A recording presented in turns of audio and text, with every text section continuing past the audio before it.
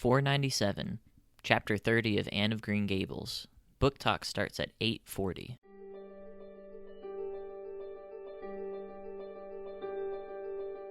Welcome to Craftlit, the podcast for crafters who love books.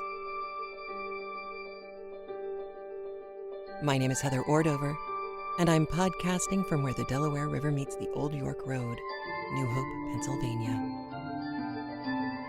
Episode 497, Retroly Wistful. This episode of Craftlit is brought to you by its listeners. Many thanks and much gratefulness to all of the listeners who have gone over to patreon.com/craftlit and pledged their support to the show. We couldn't do it without you. Thank you. Well, hello. How are you? I hope you are well. I am, and I know you haven't heard from me if you're listening in real time. I know you haven't heard from me for a while, and I keep trying to get to a microphone. I'm sorry. It's still a learning curve at work, still pretty busy, but I have some ideas that I'm testing out. One of them was recording in an office at lunchtime, and I'm re-recording all of that right now because the headphones that I was listening on weren't very good.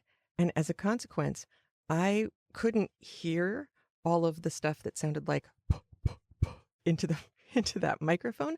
I didn't really want to do that to you for half an hour in your ear. So I'm redoing that right now. And I think I figured out a solution. I'm going to be hopeful about that.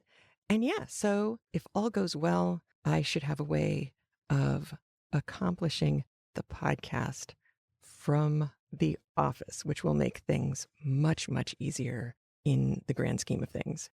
The other thing that's been happening, along with really, really good things happening at work, and I really like the job. I am never bored, which you know is a problem for people like me, so this was good. Along with all of that excitement, thing one, now no longer thing one, Aaron started college. So for those of you who've been listening for a long time, the little boy who, when we started, had a hard time learning how to read, is now at university. He's very excited. We've seen some pictures that he's sent. God blessed text messaging, because I don't know that I'd ever hear from him otherwise. But he's good. He's happy. He's having a great time. Classes start for real on Monday, and I couldn't be happier or prouder. And his younger brother, who will remain thing two, is also doing pretty well, not having his brother here. He's decided to sublimate all of that with figuring out how to take over the bedroom that they were sharing and finding ways to make the space his own. So that's a whole big life-changing event. So 2 big ones this summer: starting the job, sending kid 1 off to college. Woof.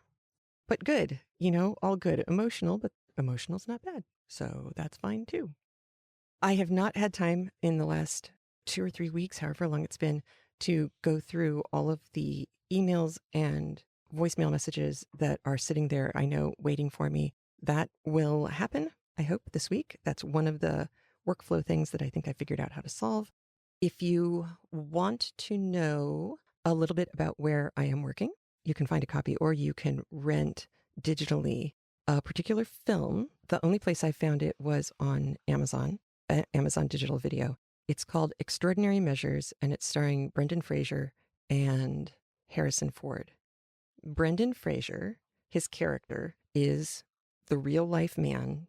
I mean, he is portraying the real-life man who is the CEO of our company. And a lovelier gentleman you couldn't hope to meet. He's really very nice.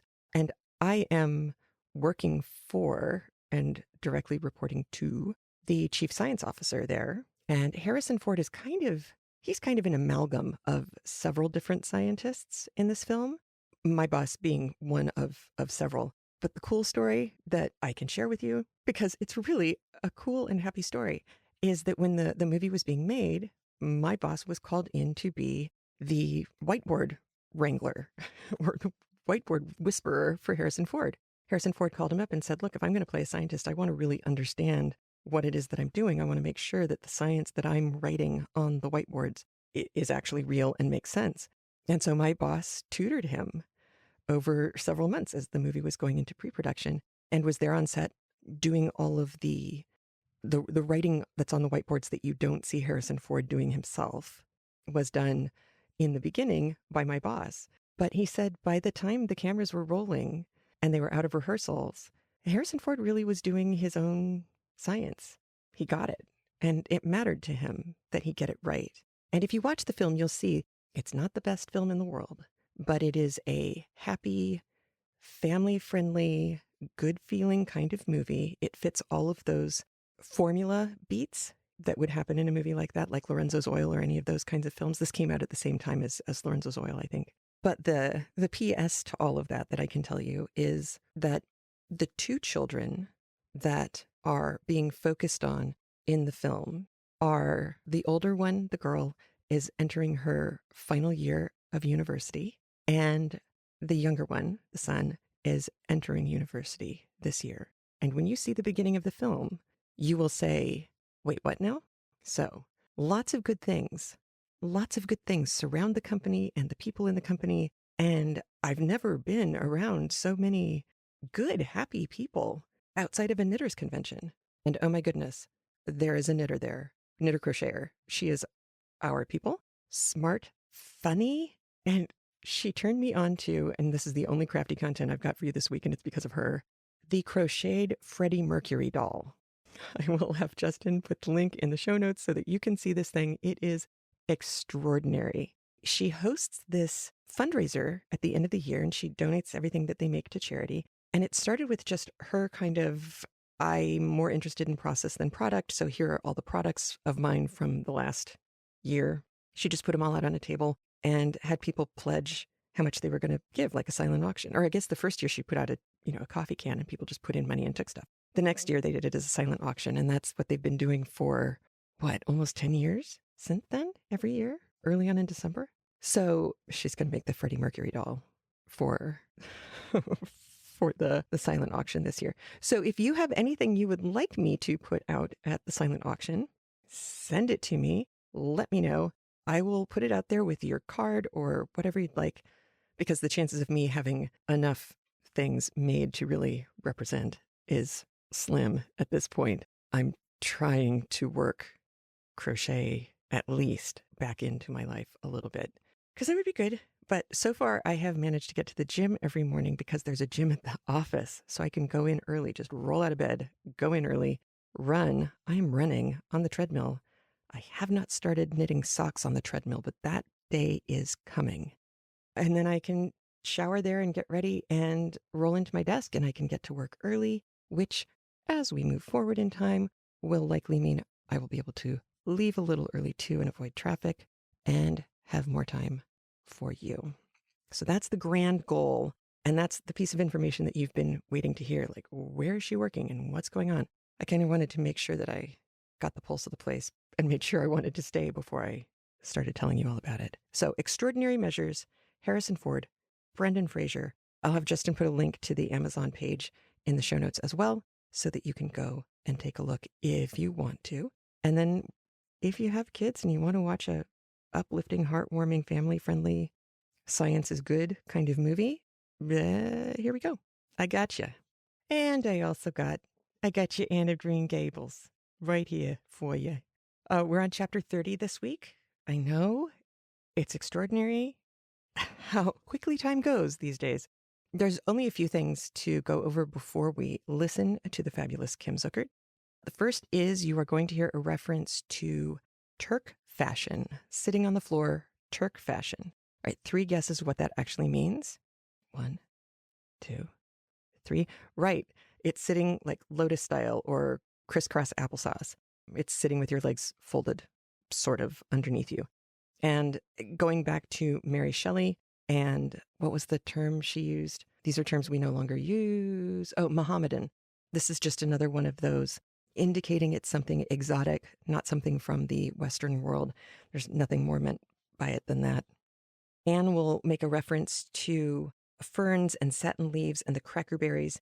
Crackerberries were probably jewelweed, which grows here, and I've seen it. And these things are enormous berries. They are not edible, but boy, do they pop if you step on them.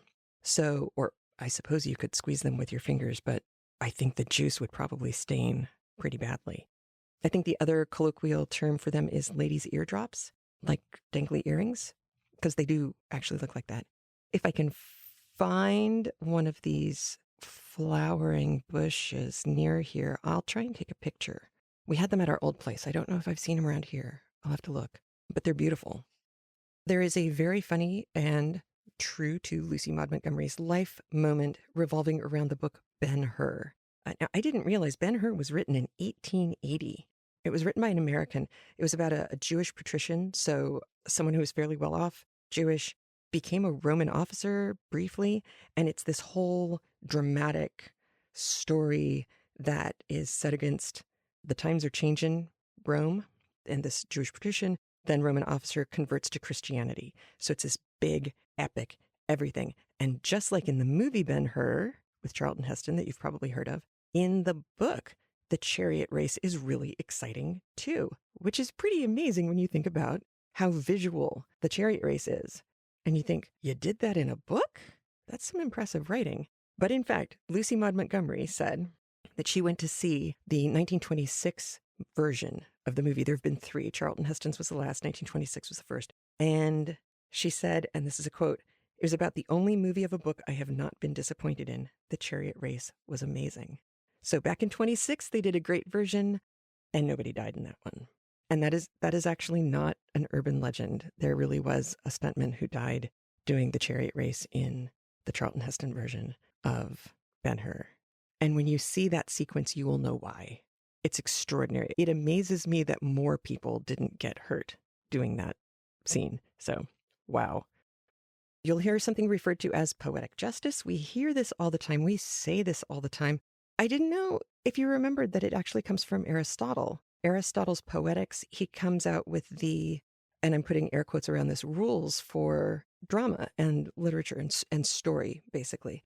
Aristotle likes to categorize things and put them into their proper place in the grand scheme of things. And so one of the things that he does is he makes it clear that in a story, if it is to be a good story, people who are virtuous should be rewarded, people who are bad should be punished.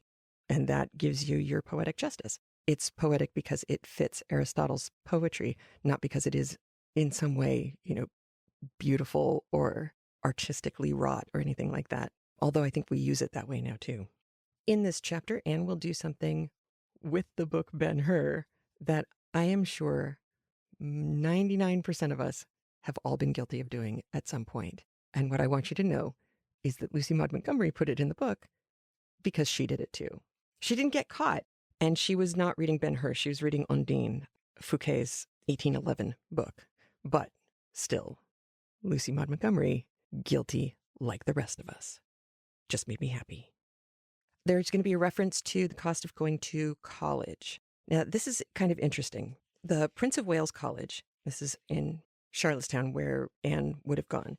Prince of Wales College at the time would charge you $5 as a student per semester to go to university there, to go to college and get your degree.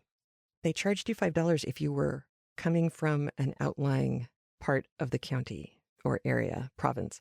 If you lived in the city, they would charge you more. They would charge you $10 a semester. Because why make it harder for poor people to get an education? It's like punishing you for being poor if you make poorer people from rural areas pay, if you look at it as a ratio, way more than people in the city who can make higher wages would be paying. You know what I mean? It's like it's a good way to do things. It levels the playing field. It makes it possible for everybody to get a good education if they want. And listen to the way education is talked about, especially when it comes to girls. Lucy Maud Montgomery gives you a really broad range in this chapter of responses to girls getting higher education. And of course it's not an exact corollary to today because they're coming out of the one-room schoolhouse, and that's always a little weird. Did they really get all the way to the end of high school the way that we think of it in the States? I don't know, but it is getting access to having a higher degree, a professional degree that would allow you to go on and have a career. And I just think it's pretty cool. The other thing that they were recognizing was you're charging the people in the rural areas $5 and in the city $10, but that's also understanding that, yeah, you, the school, may be getting $5 from the people coming in from the country, but they are going to have to pay for a place to stay. So room and board, books and supplies, all of that. Plus, if you live on a farm and you work on a farm, your clothes aren't really city clothes. You're going to have your nice Sunday outfit, but not necessarily the kind of clothes that you'd need to be wearing to go out and go to school, unless you wanted people to give you a hard time, because people haven't changed, I guess, a whole lot. So it was a really, I thought, humane way of running your college. So one more scoring point in Prince Edward Island. That's just awesome. And then the only colloquialism that we came across that I thought I had heard but didn't grasp before is a reference to second skimmings, meaner than second skimmings. The idea being that if you milk a cow and you let the milk sit for a little bit, the cream rises to the top. We all know that. And you can skim off the cream, and then you have cream and you have milk.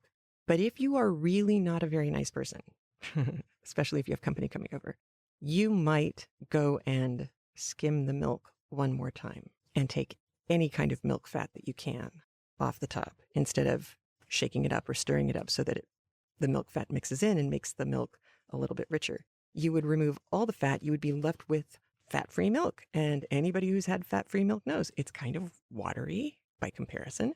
And if you tried to serve that to company or to friends back then, you might not have company or friends coming over much anymore. It was considered really bad taste to do that to somebody else. And of course, with the change in our diet and how our food preparation goes, back then it would have been really important to have gotten the vitamins and the fats out of the milk that you were drinking, because you weren't going to be getting them from a whole lot of other places at the time. So, second skimmings. All right, that's everything I think you need to know to dive into Chapter 30 of Anne of Green Gables, read for us by Kim Zuckert. Here we go.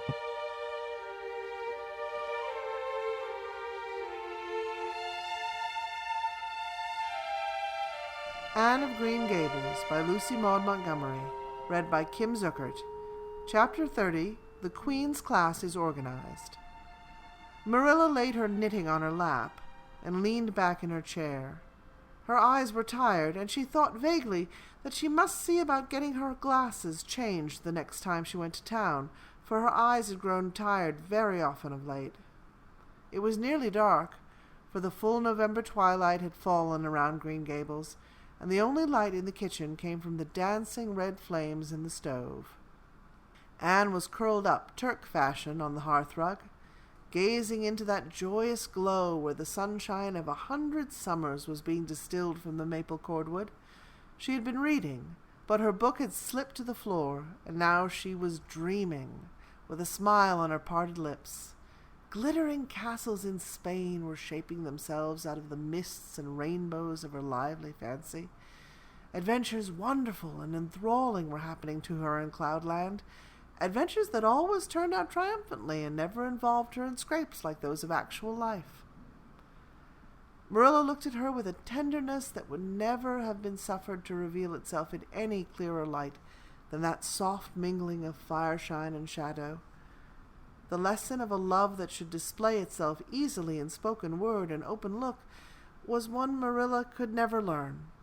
But she had learned to love this slim, gray-eyed girl with an affection all the deeper and stronger from its very undemonstrativeness. Her love made her afraid of being unduly indulgent. Indeed, she had an uneasy feeling that it was rather sinful to set one's heart so intensely on any human creature as she had set hers on Anne, and perhaps she performed a sort of unconscious penance for this by being stricter and more critical than if the girl had been less dear to her. Certainly Anne herself had no idea how Marilla loved her. She sometimes thought wistfully that Marilla was very hard to please and distinctly lacking in sympathy and understanding, but she always checked the thought reproachfully, remembering what she owed to Marilla.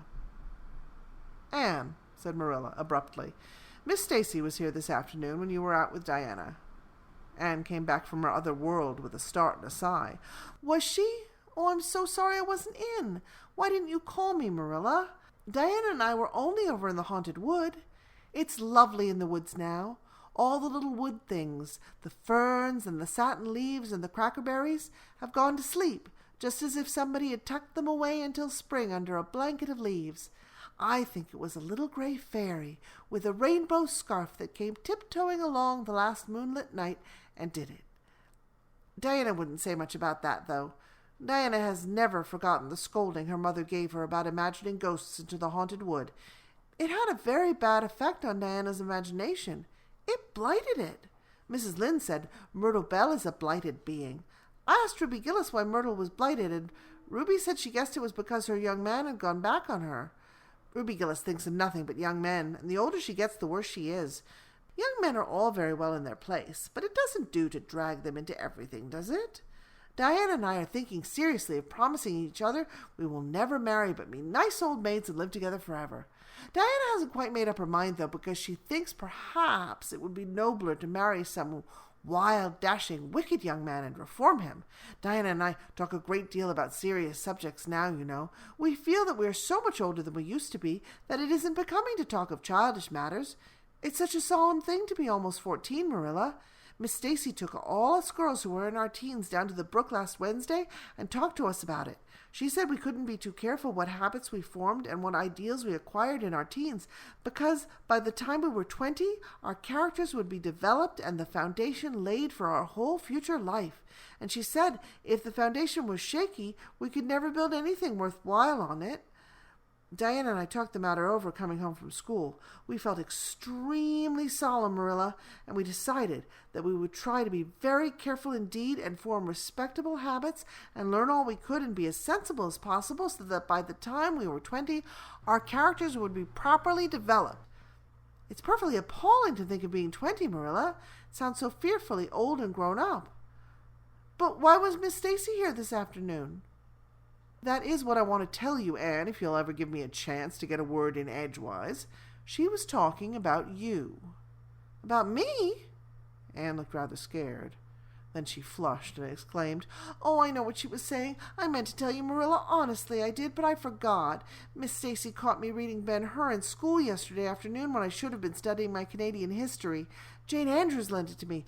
I was reading it at dinner hour, and I just got to the chariot race when school went in. I was simply wild to know how it turned out, although I felt sure Ben-Hur must win because it wouldn't be poetical justice if he didn't.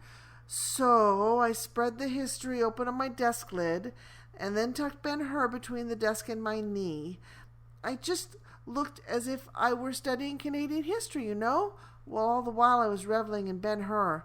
I was so interested that I never noticed Miss Stacy coming down the aisle until all at once I just looked up, and there she was looking down at me, so reproachful-like. I can't tell you how ashamed I felt, Marilla, especially when I heard Josie Pye giggling. Miss Stacy took Ben-Hur away, but she never said a word then. She kept me in at recess and talked to me. She said I had done very wrong in two respects. First, I was wasting the time I ought to have put on my studies, and secondly, I was deceiving my teacher in trying to make it appear I was reading a history when it was a storybook instead. I had never realized until that moment, Marilla, that what I was doing was deceitful. I was shocked.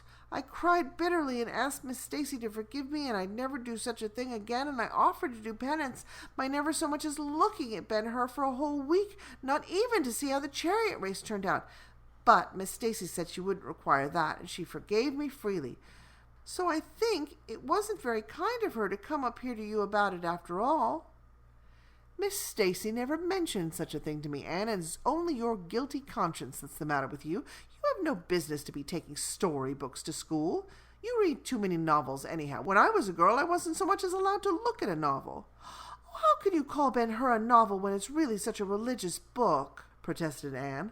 "Of course, it's a little too exciting to be proper reading for Sunday, and I only read it on weekdays, and I never read any book now unless either Miss Stacy or Mrs. Allen thinks it's a proper book for a girl 13 3/4 to read. Miss Stacy made me promise that. She found me reading a book one day called The Lurid Mystery of the Haunted Hall. It was one Ruby Gillis had lent me, and oh, Marilla, it was so fascinating and creepy. It just curdled the blood in my veins. But Miss Stacy said it was a very silly, unwholesome book, and she asked me not to read any more of it or any like it. I didn't mind promising not to read any more like it, but it was agonizing to give back that book without knowing how it turned out. But my love for Miss Stacy stood the test, and I did. It's really wonderful, Marilla, what you can do when you're truly anxious to please a certain person. Well, I guess I'll light the lamp and get to work, said Marilla. I see plainly you don't want to hear what Miss Stacy had to say. You're more interested in the sound of your own tongue than in anything else. Oh, indeed, Marilla, I do want to hear it, cried Anne contritely. I won't say another word, not one. I know I talk too much, but I'm really trying to overcome it. And although I say far too much, yet if you only knew how many things I want to say and don't, you'd give me some credit for it. Please tell me, Marilla. Well, Miss Stacy wants to organize a class among her advanced students who mean to study for the entrance examination into Queen's. She intends to give them extra lessons for an hour after school, and she came to ask Matthew and me if we would like to have you join it. What do you think about it yourself, Anne? Would you like to go to Queen's and pass for a teacher? Oh, Marilla! Anne straightened to her knees and clasped her hands. It's been the dream of my life. That is, for the last 6 months, ever since Ruby and Jane began to talk of studying for the entrance. But I didn't say anything about it because I supposed it would be perfectly useless. I'd love to be a teacher, but won't it be dreadfully expensive? Mr. Andrews said it cost him $150 to put Prissy through, and Prissy wasn't a dunce in geometry. Guess you needn't worry about that part of it. When Matthew and I took you to bring up, we resolved we would do the best we could for you and give you a good education. I believe in a girl being fitted to earn her own living, whether she ever has to or not. You'll always have a home at Green Gables as long as Matthew and I are here, but nobody knows what's going to happen in this uncertain world, and it's just as well to be prepared. So you can join the Queen's class if you like, Anne. Oh, Marilla, thank you. Anne flung her arms about Marilla's waist and looked up earnestly into her face. I'm extremely grateful to you and Matthew, and I'll study as hard as I can and do my very best to be a credit to you. I warn you not to expect much in geometry, but I think I can hold my own in anything else if I work hard.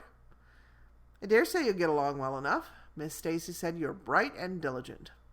Not for worlds would Marilla have told Anne just what Miss Stacy had said about her. That would have been to pamper vanity. You needn't rush to any extreme of killing yourself over your books. There's no hurry. You won't be ready to try the entrance for 1.5 years yet. But it's well to begin in time and be thoroughly grounded, Miss Stacy says. I shall take more interest than ever in my studies now, said Anne blissfully, because I have a purpose in life. Mr. Allen says everybody should have a purpose in life and pursue it faithfully. Only he says we must first make sure that it is a worthy purpose. I would call it a worthy purpose to want to be a teacher like Miss Stacy, wouldn't you, Marilla? I think it's a very noble profession. The Queen's class was organized in due time. Gilbert Blythe, Anne Shirley, Ruby Gillis, Jane Andrews, Josie Pye, Charlie Sloane, and Moody Spurgeon McPherson joined it. Diana Barry did not, as her parents did not intend to send her to Queen's. This seemed nothing short of a calamity to Anne. Never, since the night on which Minnie May had had the croup, had she and Diana been separated in anything.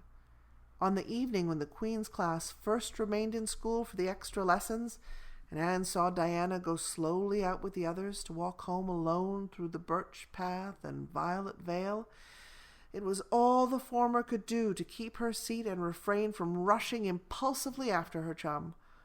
A lump came into her throat, and she hastily retired behind the pages of her uplifted Latin grammar to hide the tears in her eyes. Not for worlds would Anne have had Gilbert Blythe or Josie Pye see those tears. But, oh, Marilla, I really felt that I had tasted the bitterness of death, as Mr. Allen said in his sermon last Sunday, when I saw Diana go out alone, she said mournfully that night. I thought how splendid it would have been if Diana had only been going to study for the entrance too. But we can't have things perfect in this imperfect world, as Mrs. Lynde says. Mrs. Lynde isn't exactly a comforting person sometimes, but there's no doubt she says a great many very true things. And I think the Queen's class is going to be extremely interesting. Jane and Ruby are just going to study to be teachers. That is the height of their ambition. Ruby says she will only teach for 2 years after she gets through, and then she intends to be married. Jane says she will devote her whole life to teaching and never marry, because you're paid a salary for teaching, but a husband won't pay you anything and growls if you ask for a share in the egg and butter money. I expect Jane speaks from mournful experience, for Mrs. Lynde says that her father is a perfect old crank and meaner than second skimmings. Josie Pye says she's just going to college for education's sake because she won't have to earn her own living. She says, of course, it's different with orphans who are living on charity. They have to hustle. Moody Spurgeon is going to be a minister. Mrs. Lynde said he couldn't be anything else with a name like that to live up to. I hope it isn't wicked of me, Marilla, but really the thought of Moody Spurgeon being a minister makes me laugh. He's such a funny-looking boy with that big fat face and his little blue eyes and his ears sticking out like flaps. But perhaps he will be more intellectual-looking when he grows up. Charlie Sloane says he's going to go into politics and be a member of Parliament, but Mrs. Lynde says he'll never succeed at that because the Sloanes are all honest people and it's only rascals that get on in politics nowadays. "What is Gilbert Blythe going to be?" queried Marilla, seeing that Anne was opening her Caesar. "I don't happen to know what Gilbert Blythe's ambition in life is, if he has any," said Anne scornfully. There was open rivalry between Gilbert and Anne now. Previously, the rivalry had been rather one-sided, but there was no longer any doubt that Gilbert was as determined to be first in class as Anne was. He was a foeman worthy of her steel. The other members of the class tacitly acknowledged their superiority and never dreamed of trying to compete with them. Since the day by the pond when she had refused to listen to his plea for forgiveness, Gilbert, save for the aforesaid determined rivalry, had evinced no recognition whatever of the existence of Anne Shirley. He talked and jested with the other girls, exchanged books and puzzles with them, discussed lessons and plans, sometimes walked home with one or the other of them from prayer meeting or debating club. But Anne Shirley he simply ignored. And Anne found out it is not pleasant to be ignored. It was in vain that she told herself with a toss of her head that she did not care. Deep down in her wayward, feminine little heart, she knew that she did care, and that if she'd had that chance of the Lake of Shining Waters again, she would answer very differently. All at once, as it seemed, and to her secret dismay, she found that the old resentment she had cherished against him was gone just when she most needed its sustaining power. It was in vain that she recalled every incident and emotion of that memorable occasion and tried to feel the old satisfying anger. That day by the pond had witnessed its last spasmodic flicker. Anne realized that she had forgiven and forgotten without knowing it, but it was too late. And at least neither Gilbert nor anybody else, not even Diana, should ever suspect how sorry she was, and how much she wished she hadn't been so proud and horrid. She determined to shroud her feelings in deepest oblivion, and it may be stated here and now that she did it, so successfully that Gilbert, who possibly was not quite so indifferent as he seemed, could not console himself with any belief that Anne felt his retaliatory scorn. The only poor comfort he had was that she snubbed Charlie Sloane unmercifully, continually, and undeservedly. Otherwise, the winter passed away in a round of pleasant duties and studies.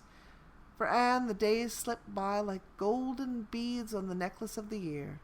She was happy, eager, interested. There were lessons to be learned, and honor to be won, delightful books to read, new pieces to be practiced for the Sunday school choir, pleasant Saturday afternoons at the manse with Mrs. Allen. And then, almost before Anne realized it, spring had come again to Green Gables, and all the world was abloom once more. Studies palled just a wee bit then. The Queen's class, left behind in school while the others scattered to green lanes and leafy woodcuts and meadow byways, looked wistfully out of the windows and discovered that Latin verbs and French exercises had somehow lost the tang and zest they had possessed in the crisp winter months. Even Anne and Gilbert lagged and grew indifferent. Teacher and taught were alike glad when the term was ended and the glad vacation days stretched rosily before them. "But you've done good work this past year," Miss Stacy told them on the last evening, "and you deserve a good jolly vacation. Have the best time you can in the out-of-door world, and lay in a good stock of health and vitality and ambition to carry you through next year. It will be the tug-of-war, you know, the last year before the entrance." "Are you going to be back next year, Miss Stacy?" asked Josie Pye. Josie Pye never scrupled to ask questions. In this instance, the rest of the class felt grateful to her. None of them would have dared ask it of Miss Stacy, but all wanted to, for there had been alarming rumors running at large through the school for some time that Miss Stacy was not coming back the next year, that she had been offered a position in the grade school of her own home district and meant to accept. The Queen's class listened in breathless suspense for her answer. "Yes, I think I will," said Miss Stacy. "I thought of taking another school, but I've decided to come back to Avonlea. To tell the truth, I've grown so interested in my pupils here that I found I couldn't leave them. So I'll stay and see you through." "Hurrah!" said Moody Spurgeon. Moody Spurgeon had never been so carried away by his feelings before, and he blushed uncomfortably every time he thought about it for a week. "Oh, I'm so glad," said Anne with shining eyes. "Dear Miss Stacy, it would be perfectly dreadful if you didn't come back. I don't believe I could have the heart to go on with my studies at all if another teacher came here." When Anne got home that night, she stacked all her textbooks away in an old trunk in the attic, locked it, and threw the key into the blanket box. "I'm not even going to look at a school book in vacation," she told Marilla. "I've studied as hard all the term as I possibly could, and I pored over that geometry until I know every proposition in the first book off by heart, even when the letters are changed. I just feel tired of everything sensible, and I'm going to let my imagination run riot for the summer. Oh, you needn't be alarmed, Marilla. I'll only let it run riot within reasonable limits. But I want to have a real good jolly time this summer, for maybe it's the last summer I'll be a little girl. Mrs. Lynde said that if I keep stretching out next year as I've done this, I'll have to put on longer skirts. She says I'm all running to legs and eyes, and when I put on longer skirts I shall feel that I shall have to live up to them and be very dignified. It won't even do to believe in fairies then, I'm afraid, so I'm going to believe in them with my whole heart this summer. I think we're going to have a very gay vacation. Ruby Gillis is going to have a birthday party soon, and there's the Sunday school picnic and the missionary concert next month, and Mr. Barry says that some evening he'll take Diana and me over to the White Sands Hotel and have dinner there. They have dinner there in the evening, you know. Jane Andrews was over once last summer, and she says it was a dazzling sight to see the electric lights and the flowers and all the lady guests in such beautiful dresses. Jane says it was her first glimpse into high life, and she'll never forget it to her dying day." Mrs. Lynde came up the next afternoon to find out why Marilla had not been at the aid meeting on Thursday. When Marilla was not at the aid meeting, people knew there was something wrong at Green Gables. "Matthew had a bad spell with his heart Thursday," Marilla explained, "and I didn't feel like leaving him. Oh, yes, he's all right again now, but he takes them spells oftener than he used to, and I'm anxious about him. The doctor said he must be careful to avoid excitement. That's easy enough, for Matthew doesn't go about looking for excitement by any means, and never did. But he's not to do any very heavy work either, and you might as well tell Matthew not to breathe as not to work. Come and lay off your things, Rachel. You'll stay to tea?" "Well, seeing you're so pressing, perhaps I might as well stay," said Mrs. Rachel, who had not the slightest intention of doing anything else. Mrs. Rachel and Marilla sat comfortably in the parlor while Anne got the tea and made hot biscuits that were light and white enough to defy even Mrs. Rachel's criticism. "I must say Anne has turned out a real smart girl," admitted Mrs. Rachel, as Marilla accompanied her to the end of the lane at sunset. "She must be a great help to you." "She is," said Marilla, "and she's real steady and reliable now. I used to be afraid she'd never get over her feather-brained ways, but she has, and I wouldn't be afraid to trust her in anything now." "I never would have thought she'd have turned out so well on that first day I was here 3 years ago," said Mrs. Rachel. "Lawful heart, shall I ever forget that tantrum of hers. When I went home that night, I says to Thomas, says I, 'Mark my words, Thomas, Marilla Cuthbert'll live to rue the step she's took.' But I was mistaken, and I'm real glad of it. I ain't one of those kind of people, Marilla, as can never be brought to own up that they made a mistake. No, that never was my way, thank goodness. I did make a mistake in judging Anne, but weren't no wonder, for an odd or unexpected or witch of a child there never was in this world, that's what. There was no ciphering her out by the rules that worked with other children. It's nothing short of wonderful how she's improved these 3 years, but especially in looks. She's a real pretty girl, got to be, though I can't say I'm overly partial to that pale, big-eyed style myself. I like more snap and color, like Diana Barry has, or Ruby Gillis. Ruby Gillis looks a real showy. But somehow, I don't know how it is, but when Anne and them are together, though she ain't half as handsome, she makes them look kind of common and overdone. Something like them white June lilies she calls narcissus, alongside of the big red peonies. That's what." End of chapter 30. So it was an interesting chapter, wasn't it? It's not like a lot happened, but we can tell that a lot of things have been changing as Anne's gotten older. She's 13 and 3/4. She's almost 14. And like her teacher said, between 14 and 20, the foundation of who you're going to be is set. So if we thought that the preceding couple of years had been really important for Anne, it's kind of a you ain't seen nothing yet moment. At the same time, I think the real you ain't seen nothing yet moment is Marilla.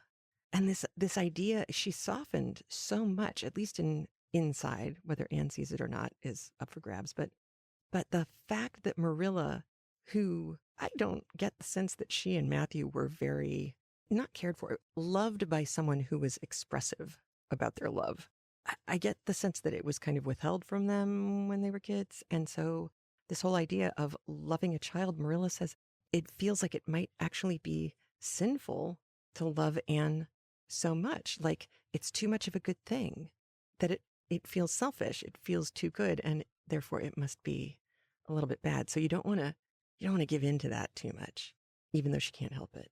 It's a very interesting character piece. And you could just write a dissertation on Marilla. She is a fascinating character. I also thought, on the other side of things, the idea that Diana was wondering if it wasn't nobler to to reform a guy by marrying him, oh my gosh, than to stay an old maid with Anne and live happily without any of the drama. Oy, Diana, we need to sit down and have some coffee. That was one of those lines where, when I was listening at first, it's a good thing I didn't have coffee in my mouth because it would have been all over the dashboard.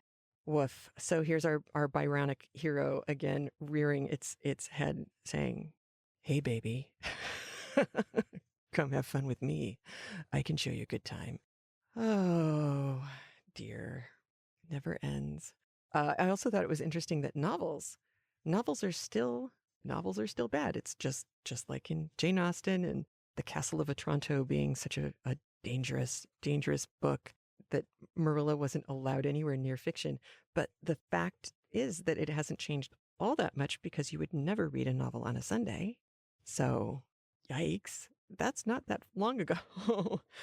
But did you think it was interesting how Marilla was talking about Anne going and getting her advanced degree, going out and being able to be a teacher, that's a good thing to have that on your side. She's giving Anne an opportunity at a real career. And then you have the juxtaposition of Diana, who is really clearly being raised to get married.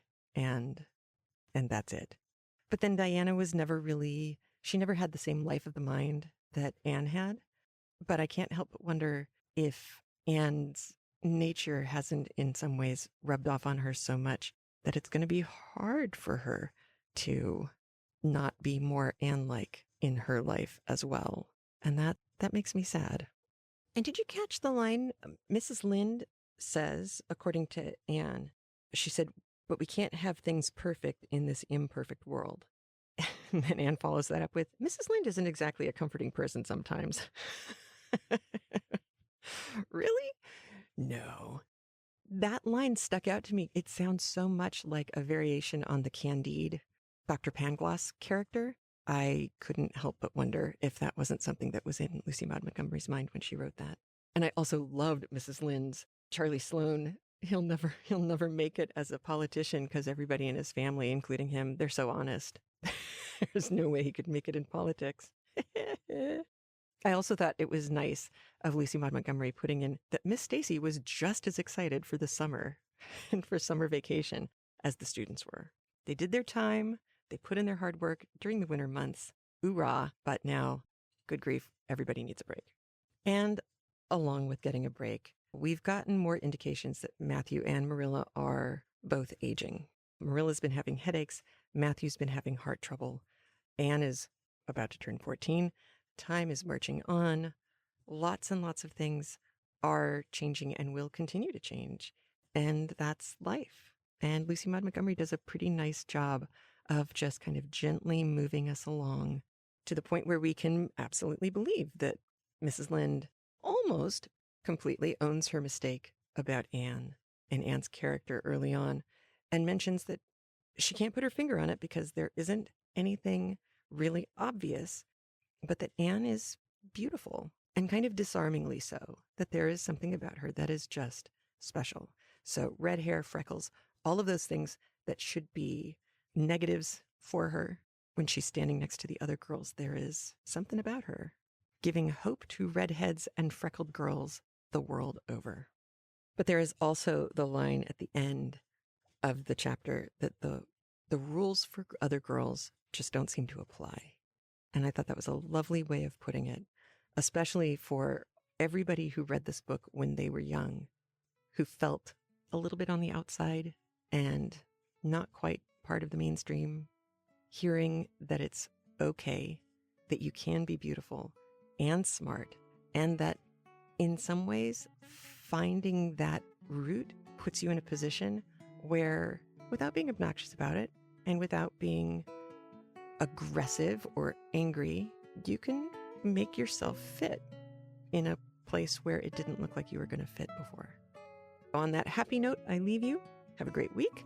I will talk to you as soon as I possibly can, and take care of yourself. Talk to you soon. Bye. A big thanks to all the Craftlit listeners who support the show by being a premium audio member via craftlit.com/premium or via patreon.com/craftlit. Your support for the show is what's kept us going since 2006. If you feel like getting free audio pretty much every week, please consider supporting the show by heading over to patreon.com/craftlit and pledging what you feel the show is worth to you.